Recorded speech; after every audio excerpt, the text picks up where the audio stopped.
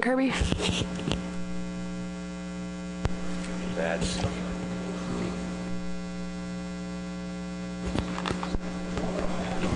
Not all mic, isn't it? It looks like we're good to go. Are there any? I'm not on either. Are there any comments from the public? Okay, seeing none, we're going to move right ahead into our major agenda item to develop further guidance for the PDT on draft Amendment 3. I want to thank Renee and the TC for putting together a PowerPoint presentation for us, and turn it over to Renee.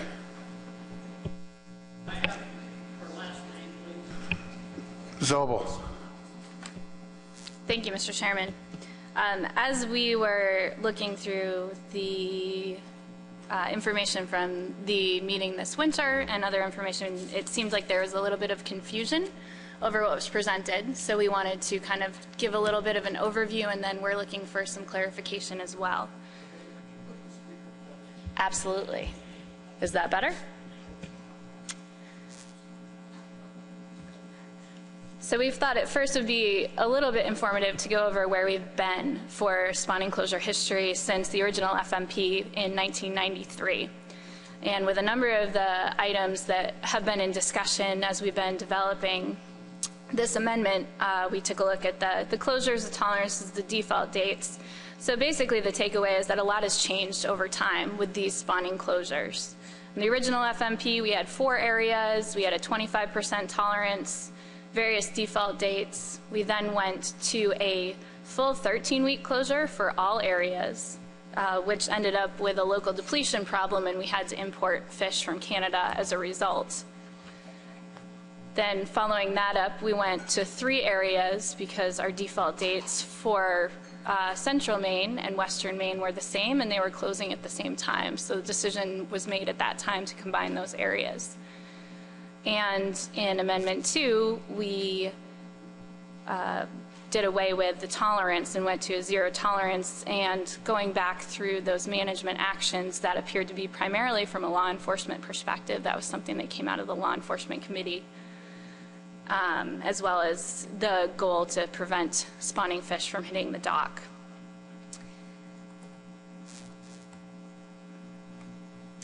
A little bit, we have had a sampling-based closure history since 2000, where we've taken 50 fish samples. Now we take 100 fish samples, and we have to have 2 within 7 days that exceed the GSI values for the different size classes to trigger those closures. So this is all just an overview, so don't get hung up too much on the details here. Over time, it appears that the goals and objectives of spawning closures have changed somewhat. In the original FMP, the goal was to provide adequate protection for spawning herring and prevent damage to herring egg beds. In Addendum 1, where they did away with some of the tolerance, it was specific measures which are designed to reduce the exploitation and disruption of herring spawning aggregations, while providing a limited opportunity to harvest herring during that time of the year. That in particular was in response to a very long closure for all of the areas and a problem harvesting in the area at the time. And then in Amendment 2, we go back and again specify that we're looking for adequate protection for spawning herring and prevent damage to herring egg beds. So as a TC looking at these, basically our question is, what are the goals and objectives of the spawning closures? Previously, all of the management measures that I've stated so far were all based on expert opinion, literature, and public input.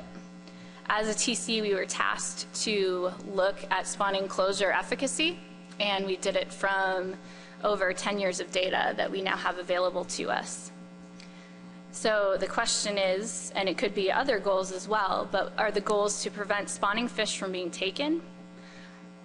The goal to prevent fishing operations that will disrupt spawning activity? Or is it some combination of the two, or something that hasn't been presented in any management actions thus far? Having those goals and objectives clarified would help us as a TC know how to advise from a technical perspective these different management actions that we're looking at. So just some things about those. In Amendment 2, there are considerations where it was preventing spawning fish from being taken. There are concerns about the tolerance provision via public comments and law enforcement. The public comments, some of which were quite strong, that there shouldn't be catch of spawning herring. But the 2,000-pound bycatch allowance was established at that time.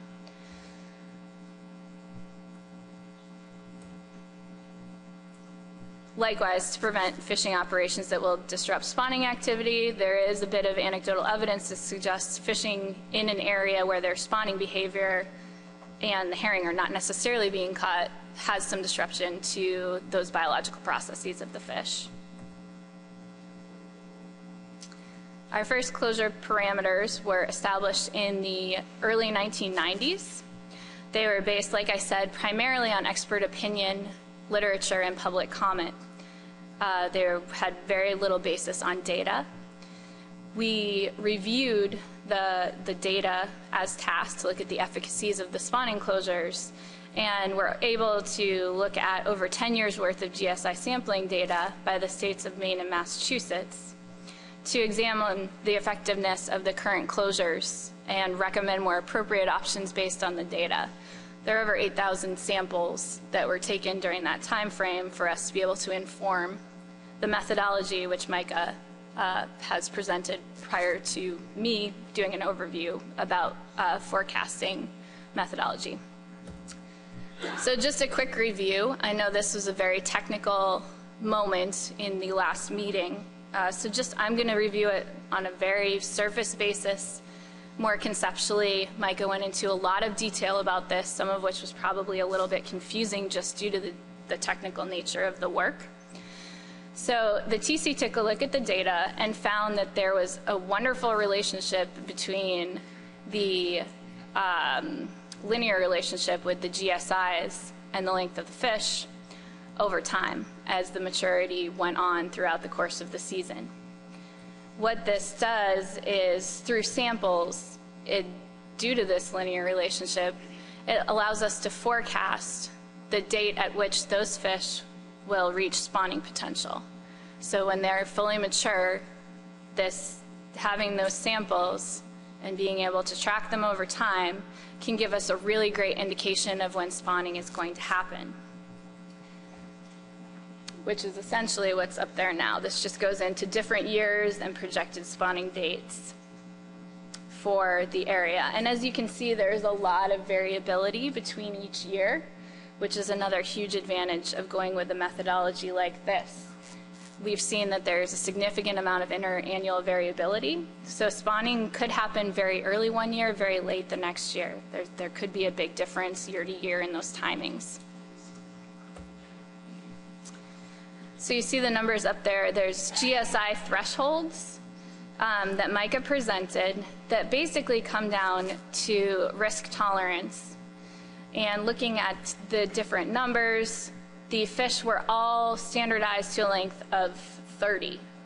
Why that happened is because the larger the fish is, the earlier it spawns. So we want it to be as precautionary as possible. So in order to do this type of forecasting, all the fish are standardized to the same length. And in this case, you can come up to different GSI values that will correspond to the percent of mature fish spawning.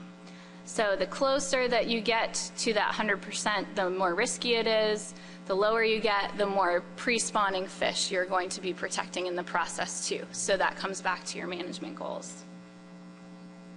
So Micah had laid out a few different options, one that would trigger at 70% of mature fish spawning, one that would trigger at 80%, and one that would trigger at 90%. And using those different triggers results in different potential dates for defaults. Looking at all those data, we took the median values of the forecasts based on each year's worth of data. And the lower that GSI so for example, the 70% of mature fish, that's in red on the bottom. And you can see that the lower the number, so that corresponded to a GSI of 23, the earlier the closure would be, because you're encompassing more pre-spawning fish. So that makes sense. Earlier closure, more pre-spawning fish. As you're getting closer to the spawning event, those are going to get later. So you see the 90% value would be a median of October 17th, would be the start of a default closure. And this is for Western Maine and Mass New Hampshire. This is not for Eastern Maine. The length of the closure, as Micah said, we took a look at the literature, and the biology in our area seems to indicate that our fish are spawning for approximately 40 days. Worldwide, that's actually a very low number, but that seems, the data seem correct for our area, that 40 is about correct. So through all of these things, there's a number of different topics where the TC is providing recommendations. Now, these can all be treated separately. Status quo is an option. I know this document is being developed, so other options are going to be included in the document. But please remember that each of these can be treated separately. So it can create a range of different options overall. Just because you choose to go with a forecasted process doesn't mean you have to choose to go with a specific default date or a specific length of spawning closure. So the process, as I described before, is a GSI-based forecasting process. We looked at many years of data. I'll go into some benefits of this process. We believe that this is the most effective way to make sure that we are encompassing the spawning events that happen. And we recommend the use of the proposed forecasting protocol that was presented by Micah for spawning closures. Where you want to draw that line, whether it's on a lower risk side of things, so on a lower number of GSI trigger, or a higher risk side of things, a higher GSI trigger later in the year, spawning closure that would be a little bit later, is completely up to the section. We have no recommendation there. It completely depends on risk tolerance and management goals. As far as area, we've also been tasked in the past to take a look at area. We took a look at the data for the different areas, in particular Western Maine and Mass and New Hampshire, and found there's no significant difference in the timing of spawning. So we do recommend combining those spawning closure areas as a result. There are, one point of confusion here is that often people are seeing different sized fish in the terminal ends of those two different areas, which can lead to a lot of confusion and make this a little bit confusing, that people would be seeing fish of a certain size spawning in one area and fish of a different size in another area. But as far as the data are concerned, there's no significant difference in those areas. Eastern Maine, there's minimal literature and very minimal data. It's very challenging to get data there. So the TC recommends a status quo on area and default start date for a spawning closure.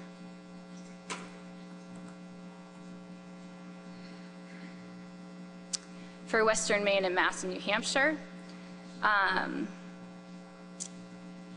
the methodology that the TC has developed and is proposing should actually negate almost the reliance on default dates, especially from lack of samples. There should be plenty of sampling, particularly if those areas are combined. That will increase the availability for sampling. And this methodology forecasts different dates based on each year's data. So real-time data, what's happening that year, and not reliance on a default to encompass all of that variability. The TC recommends the median values based on the section's choice of GSI risk tolerance. So those are those triggers I was talking about, whether it be at 70%, 80%, or 90%.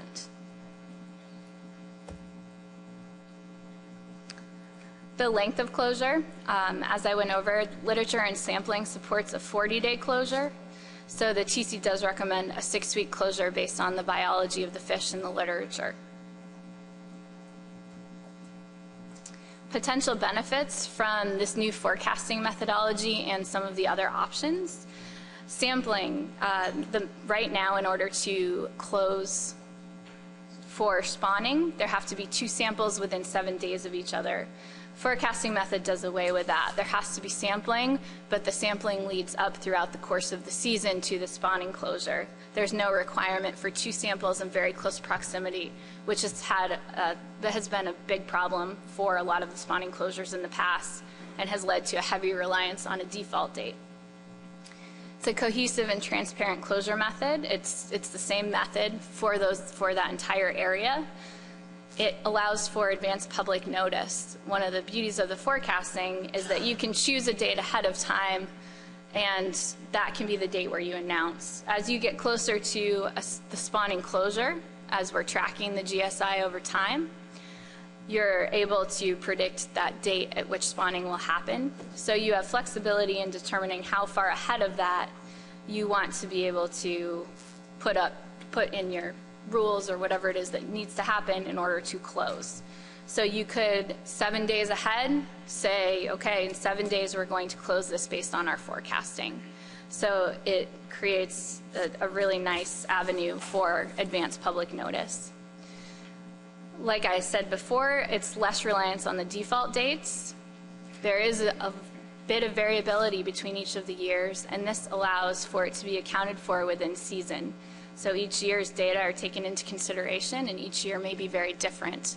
So it's a more real-time perspective. And like I just said, accounting for documented interannual variability. So the changes in those spawning events year to year, may be very early one year, it may be very late another year. That's all taken into account in this new methodology.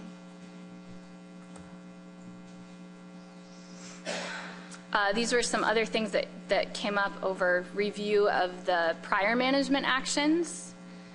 Public comments suggested spawning closures should be based on real-time data. Fishermen specifically noted spawning closures occurred too early in some instances and were therefore not as effective.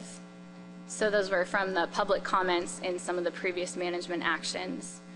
And something to keep in mind as you're discussing this is that forecasted spawning closures may be earlier than our current defaults. They may also be later. They're specifically based on the biology of those fish, what those fish are doing in any given year. So that is not going to be as firm as it is right now, where typically we close on a default date and the closure happens for approximately the same period of time at the same time every year. The spawning closure is going to move around under a forecasted method. So that has potential implications for gear conflicts, or potential perceived or unperceived gear-specific access to various spawning areas. And that is all I have. If anyone has any questions, I would be happy to take them. Yeah, thank you, Renee, for repackaging Micah's presentation and for incorporating much of the comments that I made in the white paper that is all part of the briefing documents. Just to refresh everyone's memory, we did have a conference call on June 15th where we withdrew the draft amendment from public consideration. I committed to providing a white paper which laid out the concerns that I had at the time, and here we are today. So before we go into providing further guidance to the PDT, are there any questions to Renee on her presentation? Doug. Yeah, Renee, you present a very good report here, and it does make things much clearer for me. There was one aspect of it that I wasn't quite clear on, is sort of the connection or lack of a connection between increase or decrease in the board's risk tolerance here and there not being any change in the length of time of a spawning closure, because am I incorrect? Maybe I'm not understanding this, that if we're looking at something that's more risk averse, we're starting the closure at a lower GSI level, but wouldn't that indicate that if we were to encompass a full 4 weeks, aren't you sort of, if you're starting the closure earlier because you're at a lower GSI level, wouldn't it suggest that you might have a longer closure?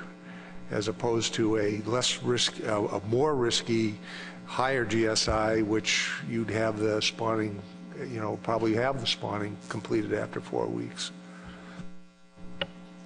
So that's something I took a look at too, because yes, that was language coming from the original TC paper and Micah's presentation, but I looked at it in a very similar way. You're losing risk on one end and gaining a little bit of risk on the other. So if we're saying, yes, there's a 40-day closure, if you want to get as close to when those spawning events, when 100% of those fish are spawning, then that puts you at more risk of,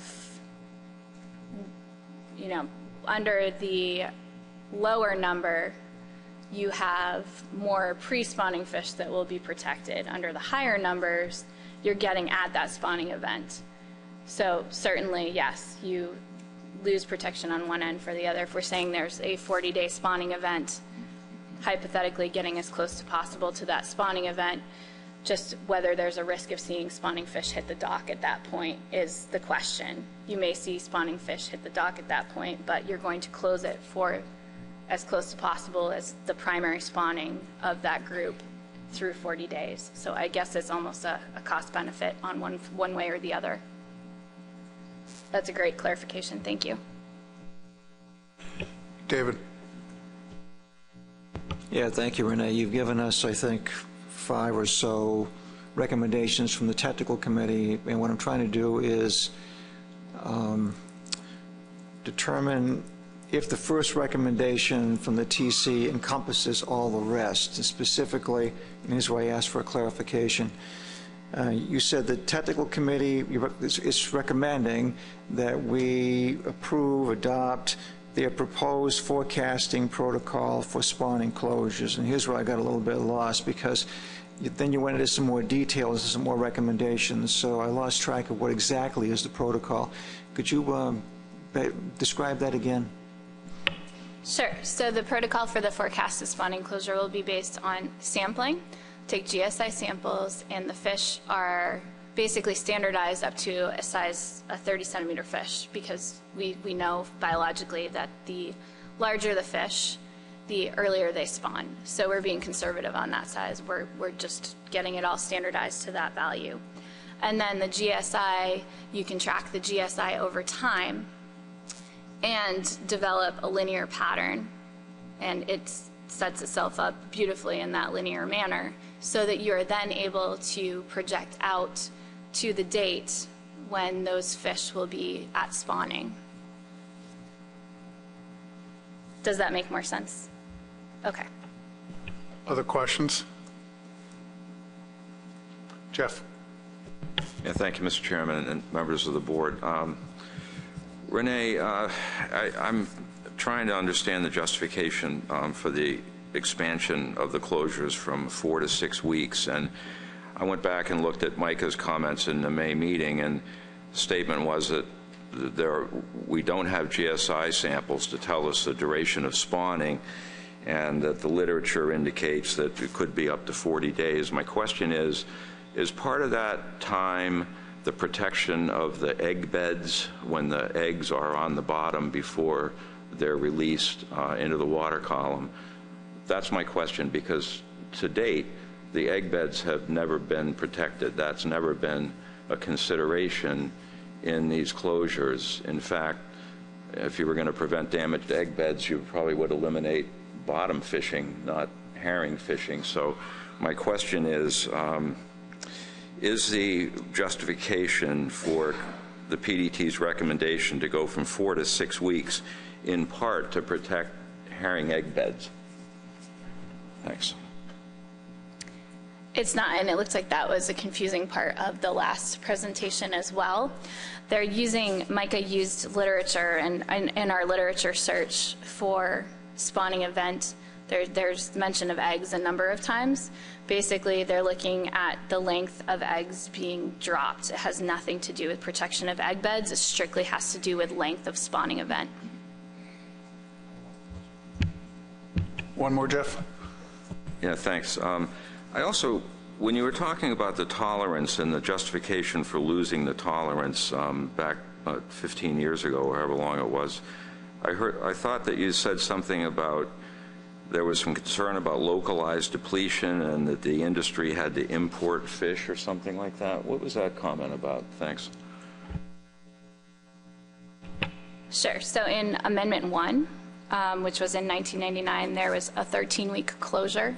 All areas were closed for 13 weeks, and the quota was not caught, and fish had to be taken in from Canada. So that's what I was referring to there. It didn't have anything to do with the tolerance. It was just a closure. It was the duration of the closures. Okay, thank you. You're welcome. Richie.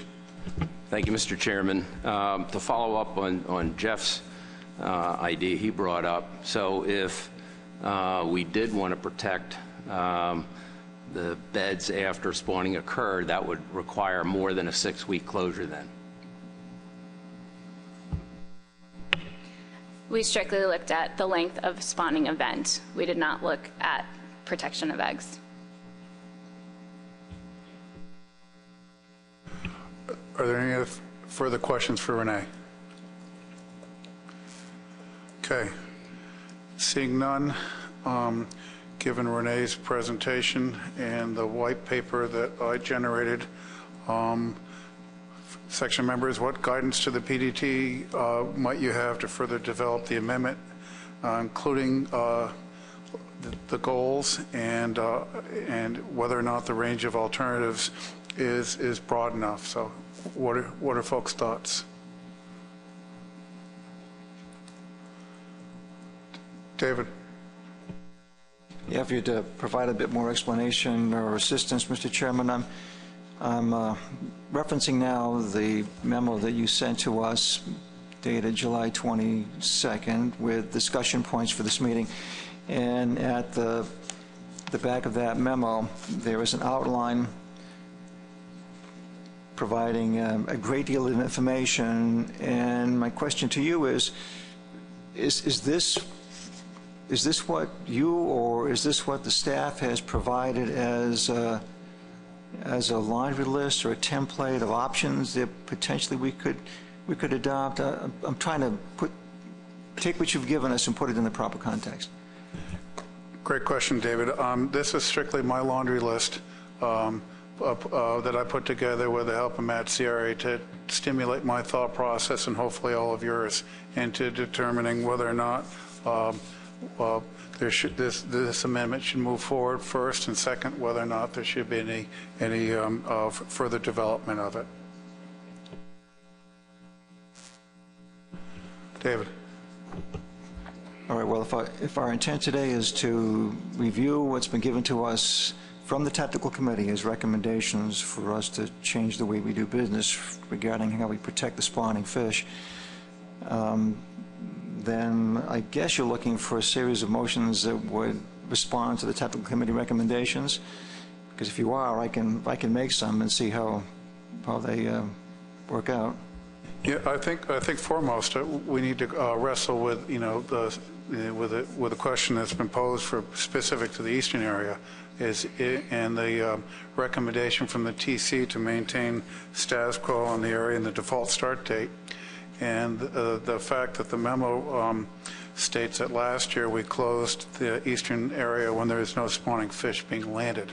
So is it the section's intent to be protecting spawning fish, or is it a section's intent to be protecting areas where fish might spawn? I think that's, talking with Renee and the TC members, the guidance that they need to fine-tune the development of this amendment.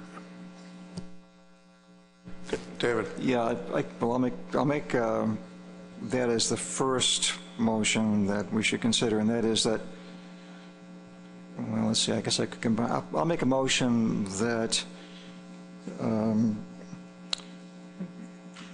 that for the eastern Maine area, we adopt the technical committee recommendation for status quo and the default start date. Tony? Well, I mean, we're not making final decisions today. This is just to go in the public. This will be repackaged to go out for public comment. And Tony's going to provide some more counsel. Just as a reminder to this section, so at the last meeting in May, the section had approved a document that went out for public comment that included a series of options that looked at spawning protections, combining some of the areas. Those spawning protections also had default closure dates that changed from the status quo to be for 4 weeks that extended out to 6 weeks. And so at a couple weeks after the section meeting in May, the board got together via conference call and voted to pull that document from public hearing because it didn't meet the goals and objectives as set by the section. And I think what the PDT needs direction from in this section is what are those goals and objectives that the document did not meet? So that's what Terry is asking here. Do we want to protect spawning fish or protect pre-spawning fish? And so trying to, and other pieces here, but so if we walk through, I think, Terry's memo, maybe we can get at some of that direction so that the PDT can go back and bring forward a document at the annual meeting for you all to consider for public comment. If that is the direction that the section is going, the section can also say you don't want to move forward with draft amendment 3 at all anymore, and the document will be off the table, and we'll move on with section business. Yeah, thanks, Tony. So David, I think if your intent is to make a motion, it would be probably clearer for the section and for the PDT if your motion was specific to the goal of the, is it the goal to protect spawning fish by prohibiting landing, or is it to prevent fishing operations that might disrupt spawning activities? Because they're two very different things. Yeah, I withdraw the motion I made, first of all. There was no second. Yeah, no seconds, so it's not a motion. Well, it's the latter. Okay. If I'm hesitating, it's because I have few documents in front of me, and frankly, I'm working primarily off of your discussion points. It's kind of hard to walk through this.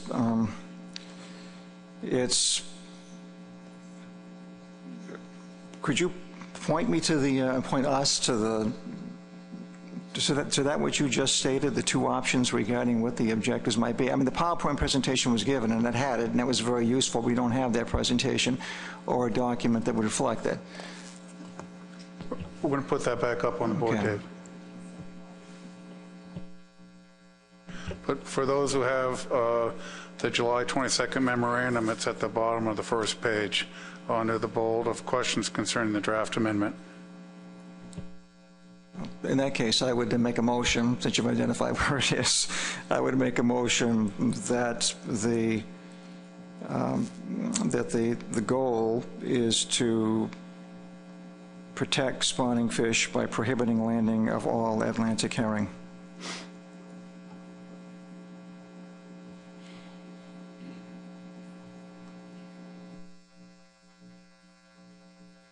What, prohibiting all Atlantic herring where? Within the spawning area, that specific spawning area? Yes, within the specific spawning areas. In other words, I'm not making a motion that would have us set as a goal preventing fishing operations that might disrupt spawning activities in a large geographic area. That is too all-encompassing. It's not about disrupting spawning activities. It's about catching spawning fish, which has always been our concern over all these years. Are they spawning or are they not? So I'm going with the first option in the list of two, which is to protect the spawning fish by prohibiting their landing in the defined spawning areas.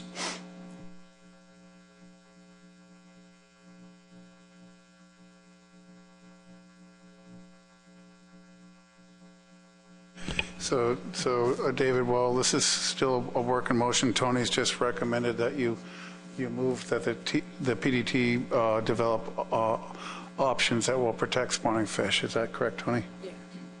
I'm receptive to any improvement that would make the plan development team work easier, so certainly I would accept that. Yeah. You seconding, Richie? No. Okay, we'll see whether we get a second before.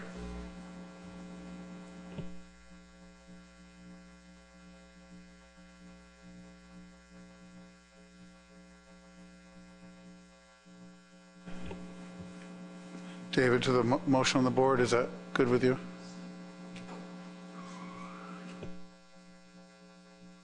Let's modify that. Within the specific spawning areas defined as eastern Maine and western Maine / Massachusetts, New Hampshire. Otherwise, it suggests we're going to be looking at specific spawning beds, and we're not in a position to do that.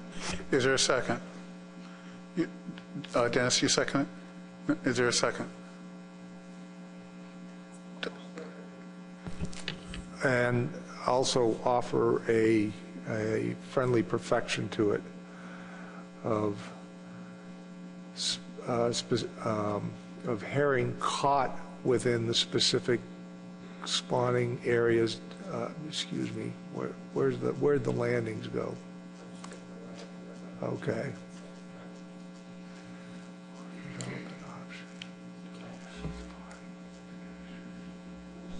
So you want caught inserted between herring and within? Originally, I was talking about reflecting what we have right now is develop options to protect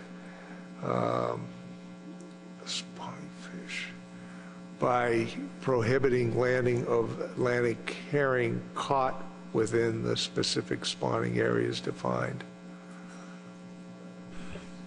You're friendly with that, David? Yes, I am, and there's a mistake in the motion on the board. It should be western Maine at the third line from the bottom.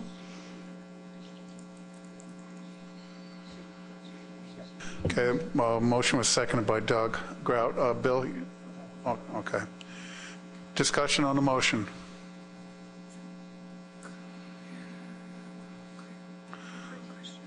Steve? Thank you, Mr. Chair. I don't want to overthink this, and I know it's developing options, but when we prohibit fishing from a spawning area, should we have dates on that or more specific? I mean, we've got a lot of spawning areas identified. Are they going to be closed, period? Yeah, kind of my sense, Steve, is one step at a time. We've got the 3 existing spawning areas, and this motion would respond to the question that that Renee highlighted in the TC document. That was both a question from the TC and one that I identified in the white paper. Is there further discussion on the motion on the board? Okay. Tony's got a question before we vote. Just for clarification for the PDT, the document before had talked about combining some of the areas or leaving them status quo. Do we still want to have those options, or is it just specifically what you've outlined here and no more consideration of changing the areas? David? Yeah, no more consideration of changing the areas. This is responsive to the technical committee's recommendation that we should not treat Western Maine separate from New Hampshire and Maine, that all the data indicate it's the same for practical purposes. So this is very specific, and there is no other option for a different breakdown, geographic breakdown. So this just specifies a goal is to protect spawning fish within the areas identified by the TC. Is there further discussion? Joe? Okay. Move that the PDT develop options to protect spawning fish by prohibiting landing of Atlantic herring caught within the specific spawning areas defined as eastern Maine and western Maine / Mass, New Hampshire. Motion made by Dr. Pearson, seconded by Mr. Grout. Those who support the motion on the board, please indicate so.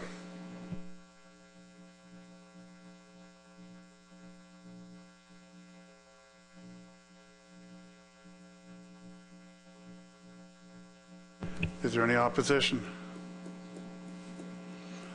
Are there any nulls or abstentions? Motion carries 7-0-0. Okay, further guidance for the PDT. Mark? you passed the GSI spawning protection matter? No, everything's, have at it. Okay, there are other elements of the action, namely the empty hold provision. And since the council action, which I guess has been submitted for consideration to the agency, there's been some issues or concerns come up in Rhode Island about impacts of the empty hold provision on herring operations that have no intention or ability to discard herring at sea, namely freezer trawlers that may have processed and frozen package material product left on board, or smaller vessels that have no capability, to have no fish pump on board and couldn't pump anything off if they wanted to, but may choose for business reasons to leave some fish on board, top it off. It's a matter of trailer trucks. You don't want to hire half trucks, you hire whole trucks, and how your fish loads match up with that matters. So is your understanding, do we need to offer any guidance on that, or can that come out in the public hearing process? What's your suggestion on that? My suggestion would be that those are the type of comments that would be applicable during public comment period, and that this section can work them after the public comments and come out with accommodations for the wets, for the wet pack boats as well as the sea freeze boats.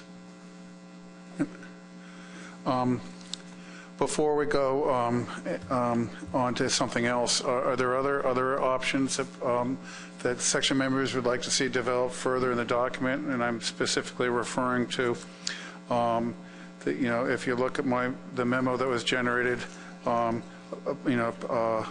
should the PDT develop a fast track closure mechanism for either of the areas? If as we move ahead with the consideration of a combined Mass New Hampshire area, is 6 weeks the right number? Should we do 4 weeks, different alternatives to take up for public comment, or is the section satisfied with the range of alternatives that the PDT has compiled to date?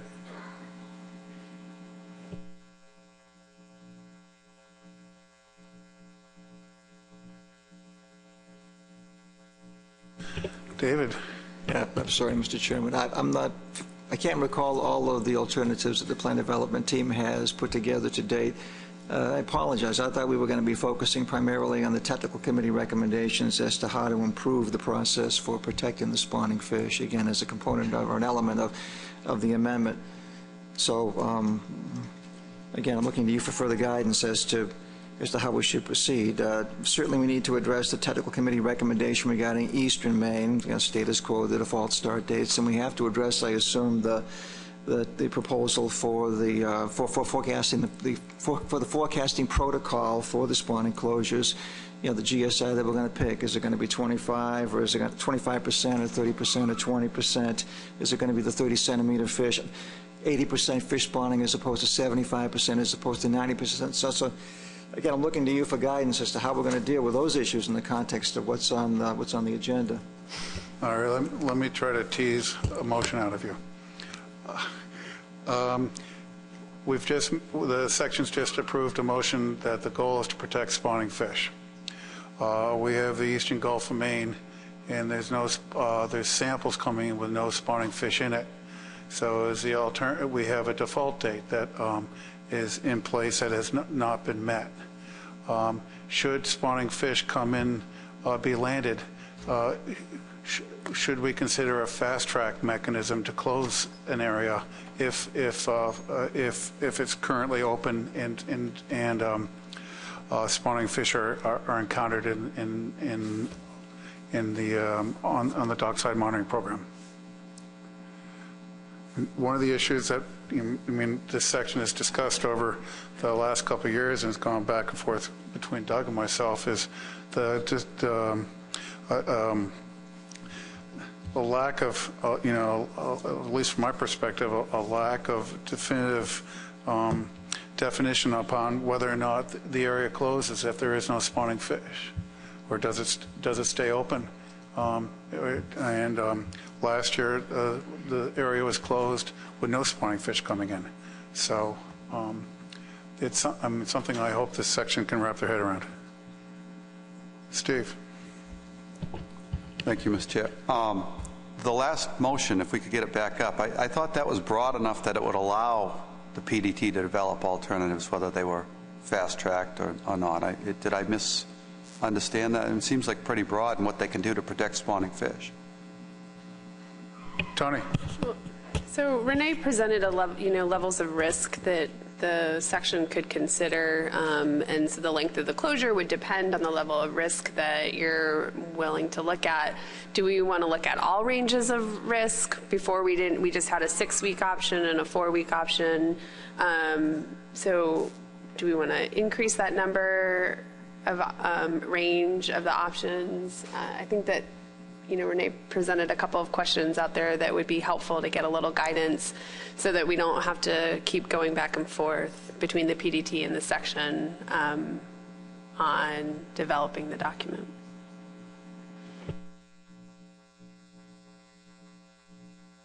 Walter? It seems to me that the least risky option would be a 6-week closure with the lower GSI number, and the most risky would be a 4-week closure with the higher GSI number. So if we put those two options in, and then we can consider anything in between, that gives us probably a good range. I would also like to see, what you've talked about, the default dates.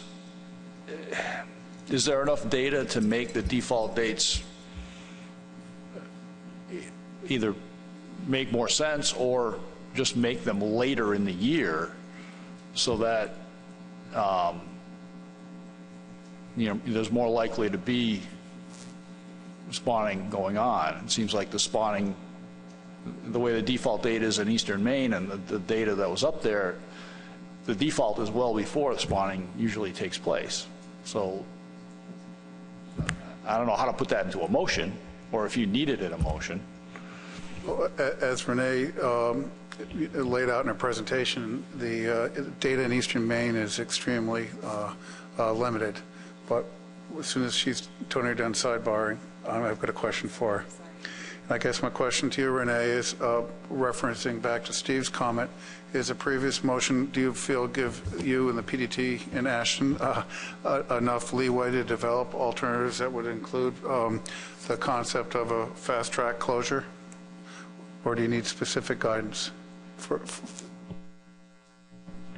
I think that's broad enough to develop that in the document. Eric. Thank you, Mr. Chairman. So we're talking about protecting spawning fish. We're talking about default dates that go into effect but don't really do anything, is what you're indicating for eastern Maine. So, now we're talking about a fast track to close an area should there be evidence of spawning. Does this in its nature say, okay, we're going to protect spawning fish? However, does it also guarantee access to any of those areas should spawning fish not be present? How does that work? Which is what I think you're trying to get at. If there's no spawning fish in eastern Maine or western Mass or anywhere, is that going to guarantee access in the fishery to those areas? Well, at present, there's two different, the TC and the PDT are proposing two different alternatives. One is to treat the eastern Gulf of Maine separately and combine the two western areas into one area that would be, should this amendment move forward, would be closed by projections rather than by the current cutting that we do in between the three states right now. So, there's an opportunity now to provide guidance for any range of alternatives that are within reason that they can actually analyze. So, if you've got a proposal, please put it out. Doug, then David. So, Mr. Chairman, as I understand it, the way the document's written right now, we have a proposal to go with the new projection method in the western Gulf of Maine / Maine, New Hampshire spawning area closures. And clearly within that range, there might be a range of alternative risk policies in there. Right now, we have a recommendation from the technical committee that they be a 40-day closure or 6-week closure, and I think that's what's currently in the document, which leaves the eastern Maine at status quo, which we already have a process defined in Addendum 5 on page 10 that talks about getting at least 2 samples of 100 fish of either females greater than 28 centimeters that have reached a mean GSI of 20%, or female herring greater than 23 centimeters and less than 28 that have a GSI of 15%. And then it goes on to say, if sufficient sample information is not available for reliable estimating of the GSI in either of the size categories, the restrictions will go into effect automatically on the default closure date, which in eastern Maine is August 15th. Sufficient sample information shall mean at least 2 samples of 100 fish or more in either length categories taken from commercial catches during the period not to exceed 7 days apart. So I think it's pretty clear what would trigger both a non-default day closure and then what would trigger the default closure. Now the point here is, right now, that's the status quo, and that's what it used to apply to all regions, but we're proposing potentially changing that for the other 2 regions. So I guess it's up to the board. I'm comfortable with the way this is written right now. I think it's very clear what has to happen, and if there's a desire on the part of the board to have an option that would change that, I think we'd need a motion to include that as an option.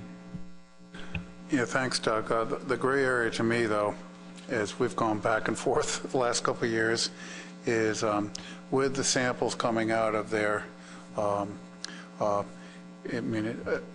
I'm hearing from you is that your interpretation of our existing regulations, that as long as the samples are indicating there's no spawning occurring, that the area does not have to be closed.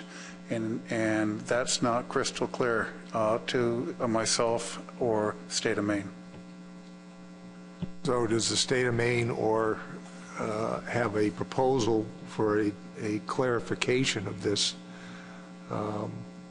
wording that would change this as a clarification, as a proposed option for this addendum?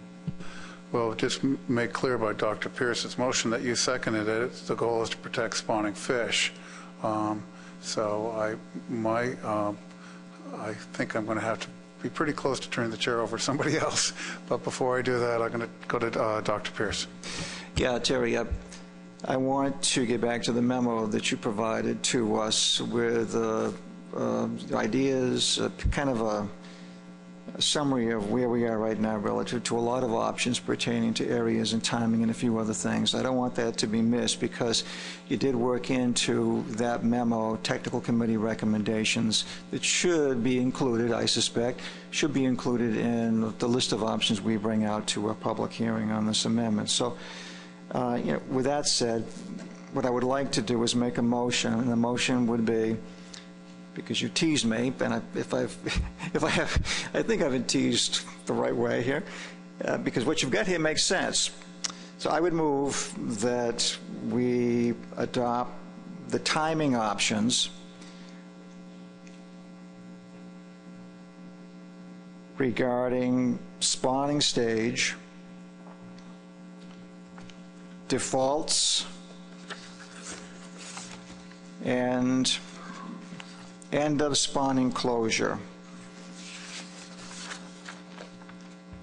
These issues are described at the bottom of page 3 and the top of page 4 in your memo to us.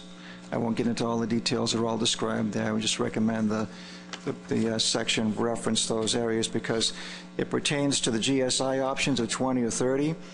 It pertains to the degree of precaution, which is the GSI of 23, 25, or 28 relative to how many fish are spawning, 70%, 80%, and 90%. It pertains to the defaults, meaning status quo, or the point that you raised earlier about the fast-track closure mechanism. It incorporates the reference to the median date recommendation that was offered up by the TC.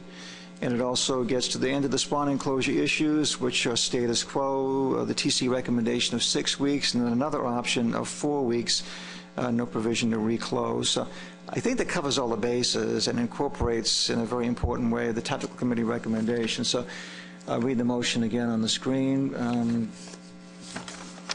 Yeah, okay, so move to adopt the timing options regarding spawning stage, comma. So after stage, there should be a comma. Faults, comma. Defaults, comma, and end of spawning closure. And okay, these issues are described in memo to the board. So that's the motion. Sufficiently teased. Thank you, David. I do have one recommendation, though, is that rather than adopt, it should be to include in the document. I'm sorry, I couldn't hear you. That you should move to include in the document these options so they can go out for public comment. Yes, that's the better way to phrase it. Thank you. Is there a second? Second by Walter. Is there a discussion from the section?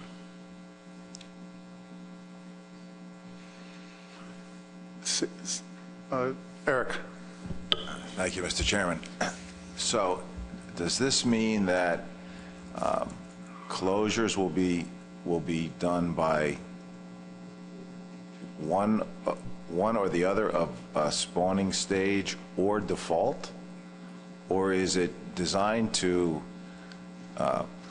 use one of those two mechanisms in an effort to ensure access to fish that are not spawning? This is a range of alternatives. Okay, so I mean it would be a range of alternatives. One would be to eliminate default dates, and the other one would be to use spawning stage as a mechanism for closures. It's a suite of alternatives to go out for the public to comment on. Okay, all right. Thank you, Mr. Chairman. Walter. To Dr. Pierce, would it be considered a friendly perfection to also include fast-track closure process? That's in there.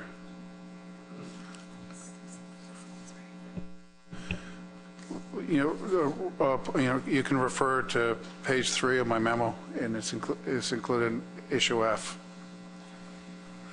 Is there further discussion on the motion on the board? I'll read it for Joe. Move to include in draft amendment 3 the timing options regarding spawning stage defaults and the end of spawning closure. These issues are described in the memo to the board dated July 22nd, 2015. Motion made by Dr. Pierce and seconded by Representative Kamiga. Those who support the motion on your question, Doug? I'm sorry. Did you cut me off? Could you refer to page 3 again and where it references the fast track, quote unquote, spawning? Is it under issue 2? Issue Absolutely. So issue 3 timing, section F, number 4.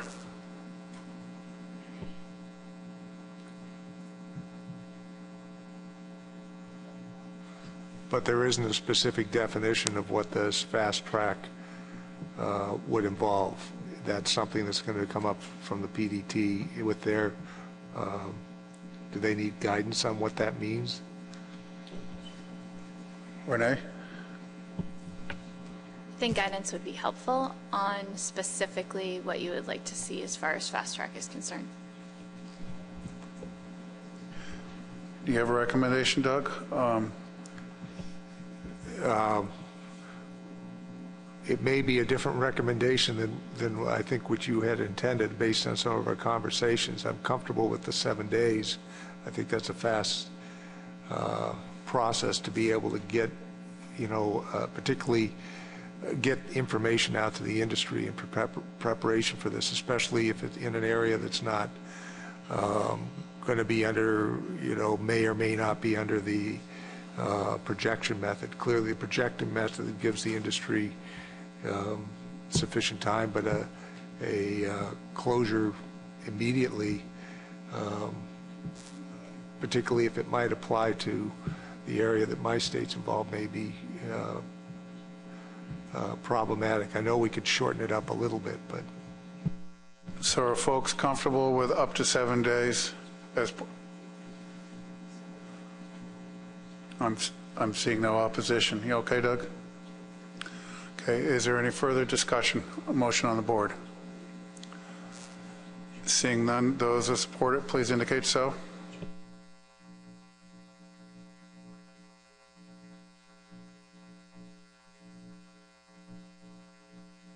And those who don't? And those who are abstaining or nulling? Connecticut, are you voting?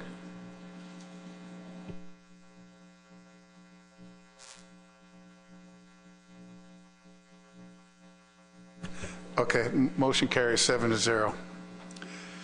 Is there further guidance to the PDT or Renee, do you seek further guidance from the section for the work that you need to do between now and our fall meeting?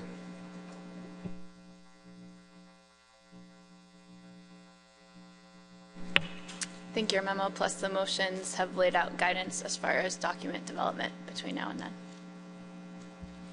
David?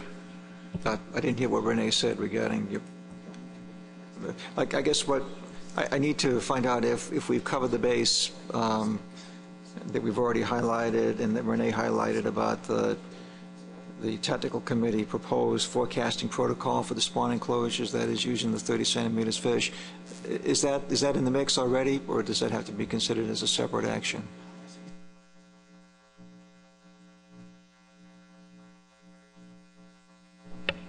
That was within the options that were presented earlier. I believe that's already within the options that will be presented in the document. Okay, good. I just wanted to make sure because that's an important thing, and it's included. Good. Okay. In my sense, it's embodied in the current document. Bill? Thank you, Mr. Chairman. So in other words, the issue of spawnings as adjusted today will be put into the document. The other two issues in the amendment will go to public hearing as are in the document now. So there's still the three. And basically what we've been doing here is fixing number one. Is that correct? That is correct. Thank you.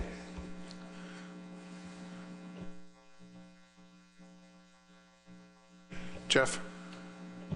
Yeah, thank you, Mr. Chairman. So the PDT or the TC is going to go back and revise the document, and then it'll come back here in Florida in November, and then there would be an opportunity for the AP to check in after that document is finalized and during the public hearing process.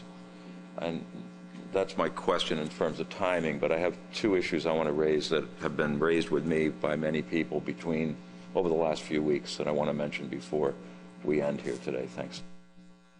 The AP would be involved as we develop the options, so we'll have either a conference call or an in-person meeting depending on what we can make work between now and the annual meeting, and then we'll also have an AP meeting while the document is out for public comment. We will strive to have that meeting after the public hearings have occurred so that you can at least have a notion of what happened at those meetings to the best we can with scheduling again.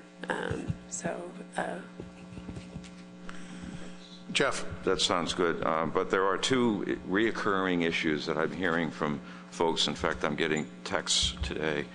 And that the first is on the biological issues, and that, there doesn't seem to be any relationship to the biomass strength and this potential extension of spawning closures for another 2 weeks. I think even with the operational assessment and the Mones Row adjustment to eliminate the retrospective in the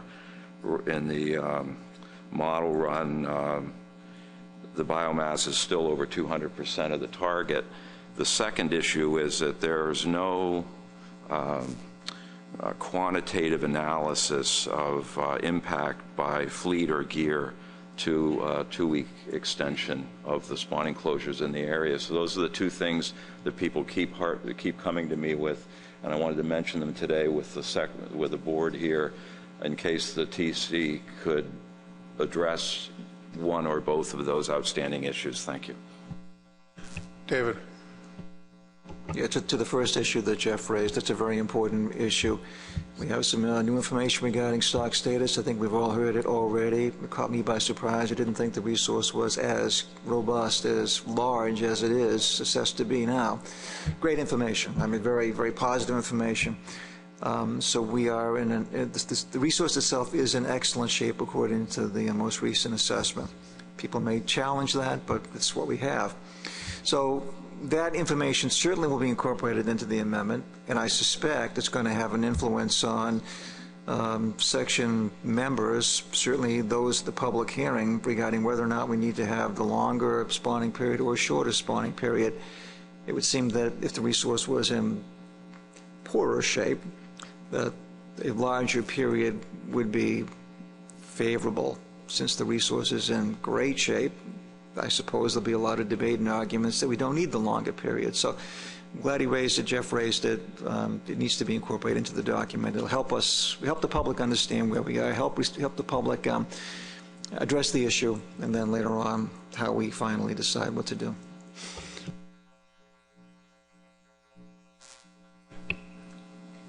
Everett. Thank you, Mr. Chairman. Relative to that discussion, in terms of not only helping the public understand, I'm having a little trouble understanding here. If the goal is to protect spawning fish, yet the spawning stock biomass, from what I just heard, is at 200% of the target, right? Whether we remove a fish a day before it spawns or a week before it spawns or 6 months before it spawns, it's still been removed from the spawning stock biomass, and that fish isn't going to spawn. So I'm not sure what these closures are doing, and maybe I'm a little late to the ball game here. and I know that I am, because this plan has been in effect for a long time. But how are we protecting spawning fish with the closure? Aren't we just allowing those fish to spawn unmolested? That's exactly what we were asking for clarification on, what the management goal was.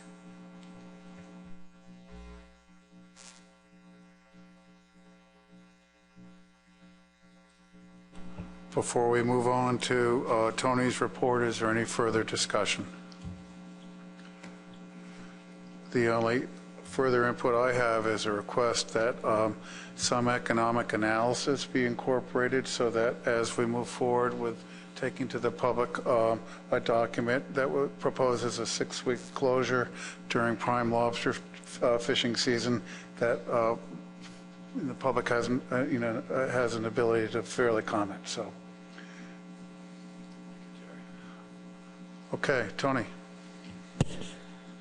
Okay, I'm going to go through this rather quickly so that we can get our lunch and then get started with the lobster board.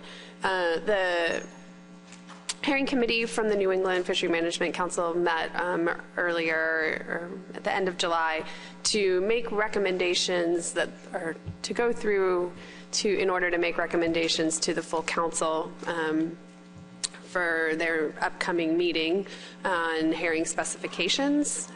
For the majority of the specifications, they went ahead and recommended status quo.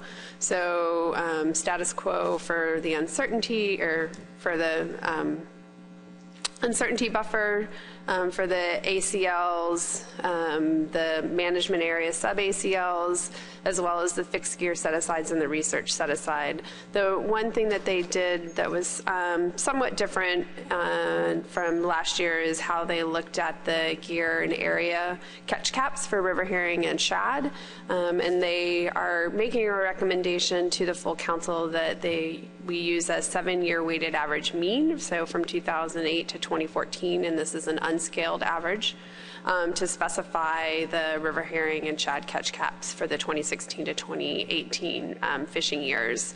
And in terms of how we utilize this information and go through this process, typically the commission will set the specifications for the upcoming fishing year at our annual meeting, and this will be after the herring committee has made its recommendations to the full council, and the full council then votes to make those recommendations to NOAA Fisheries. So we try to make those recommendations based on what the full council does.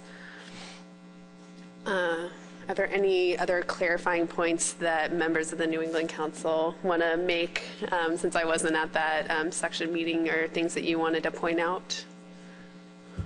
Doug. Yeah, just mostly some clarifications that the actual ACLs aren't exactly the same. It's the sub ACLs, because the ABC was reduced by a slight amount, I think about 3,000 metric tons, and so the ACLs are the sub ACLs are actually slightly lower. What it was the percentage allocation to each sub ACL is the same. We made a recommendation there be no change on that. There is one thing on the management uncertainty buffer that we also forwarded as a recommendation, is that there's a provision to allow 1,000 metric tons of the 6,200 metric ton management uncertainty buffer to be returned to the 1A fishery after October 1 if the New Brunswick weir catch is less than 4,000 metric tons as of October 1st. And the reason we did that is our management uncertainty, we considered 3 areas of management uncertainty, but the main one which we drew from was we don't know what the New Brunswick weir catch is going to be, and we have no control over that. And so the average over the we stuck with the same management uncertainty buffer that we used in the last specifications, but added in this provision that they don't use 4,000, if they've used less than 4,000 metric tons, just a small portion, 1,000 metric tons, would be returned to our allocation.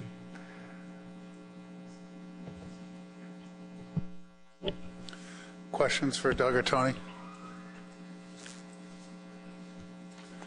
Seeing none, is there any further business to come before the hearing section?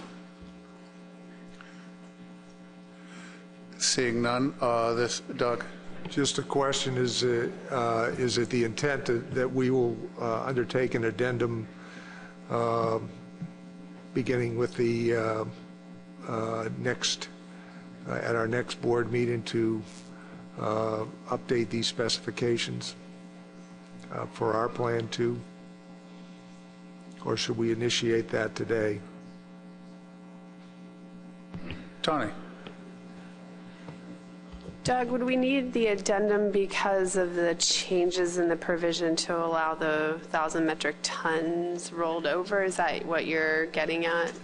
Because we can do this, the numbers specifications by section action, but I'd have to look into whether or not we would need an addendum for the rolling over portion into the for the weir fishery.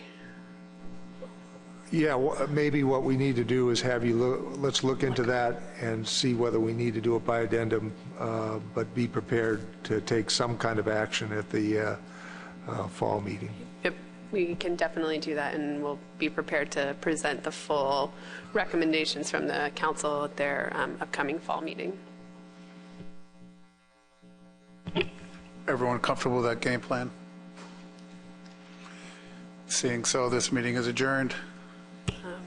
There is lunch outside for commissioners, and then we will start the lobster board at 12:45, I think is when we're scheduled.